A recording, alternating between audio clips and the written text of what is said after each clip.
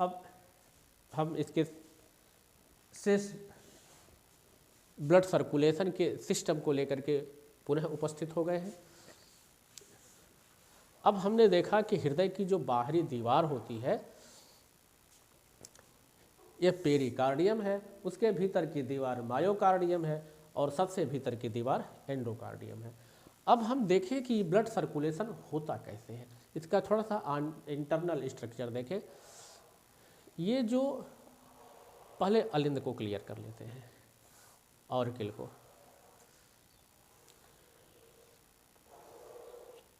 ये होता है, ये अगर हम इस तरह से खड़े हो जाएं तो ये जो हमारा दाहिना हाथ है, राइट हैंड है, ये राइट बताया, और ये जो हमारा लेफ्ट हैंड है ये, तो अब ये ऊपर का दोनों अलिंद है, ऑर्किल है। तो ये अगर हम ये देखें हमारा राइट है तो ये राइट आर्टिकल है, राइट ऑर्किल है, और ये हमारा लेफ्ट ऑर्किल है, ये लेफ्ट ऑर्किल है। अब ये आया हमारा निलय वेंट्रिकल, तो ये हमारा दाहिना हाथ है, तो ये हो गया हमारा राइट ऑर्किल, और ये हमारा बायां है, लेफ्ट वेंट्रिकल, और ये राइट वेंट्रिकल, ये लेफ्ट वेंट्रिकल। ये अब हृदय में इसकी जो दीवार होती है यह पतली होती है, और इसका जो आकार होता है यह छोटा होता है। मतलब जो ऑर्किल है यह छोटे होता है, इसकी दीवार भी पतली होती है, और जो ये वेंट्रिकल है यह इसकी दीवार उससे मोटी होती है और मजबूत होती है। और जो इसमें लेफ्ट वेंट्रिकल है इसकी जो दीवार है ये राइट वेंट्रिकल से मोटी और मजबूत होती है। ये इसके बीच ये खाली जगह है, ये देखो ये भरा हुआ होता है। और ये दोनों अलिंद को एक दूसरे से अलग करने के लिए एक सेप्टम होता है। इसी प्रकार बाएं दोनों निलयों को एक दूसरे से अलग करने के लिए भी एक सेप्टम होता है।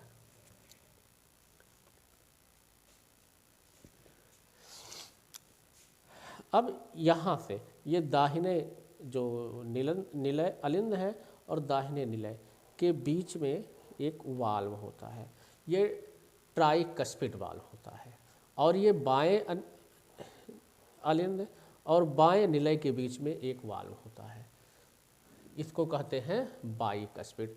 तो इस वाल्व को कह दिया ट्राइकस्पिड,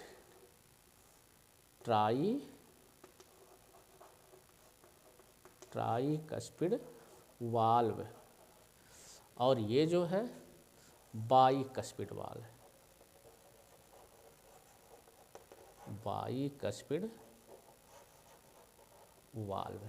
तो ये वाल्व हो गए। वाल्व दो टाइप के होते हैं, एक कस्पिड वाल्व होता है और एक सेमी लूनर वाल्व होता है। ये वाल्व दो टाइप के होते हैं। हमारे हृदय में जो वाल्व लगे होते हैं हार्ट में दो टाइप के, एक तो कस्पिड वाल्व होता है, कस्पिड वाल्व होता है, और एक सेमी लूनर वाल्व होता है।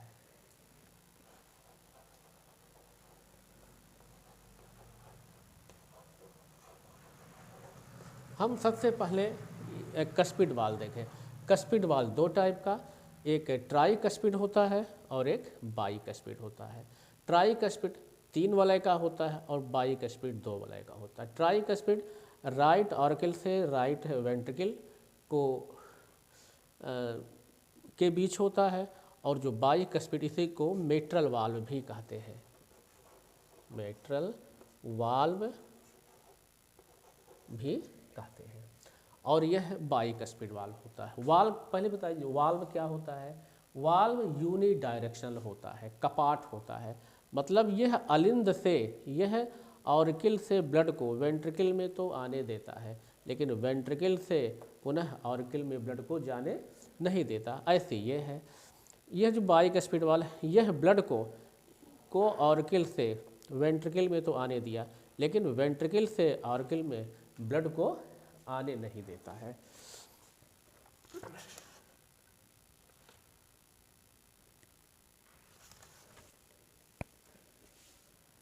अब यह जो इसके बीच में और इसके बीच में जो एक दीवार है, जो अलिंद को अलिंद से और निलय को निलय वेंट्रिकल से अलग करती है, वो इंटर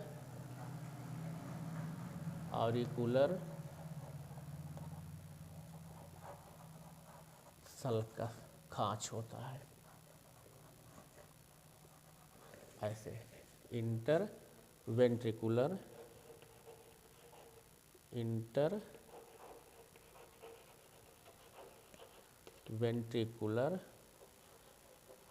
वाल्व सल्कस होता है। ये हो गया, ये दोनों अलग कर रहा है। अब होता क्या है, अलिंद में ब्लड आता है और निलय से ब्लड बाहर शरीर में आ जाता है। तो ये जो ऑर्किल है यह ब्लड को रिसीव करता है, ये ब्लड को रिसीव करता है, और जो वेंट्रिकल है यह ब्लड को पूरी बॉडी में ले जाने का कार्य करता है। अब यहाँ पर हम एक और चीज़, यहाँ पर सपोज करिए ये हमारा लंग्स है, इसके बीच में ही हम दिखा दे रहे हैं, ये लंग्स है, सपोज करिए ये हमारा लंग्स है।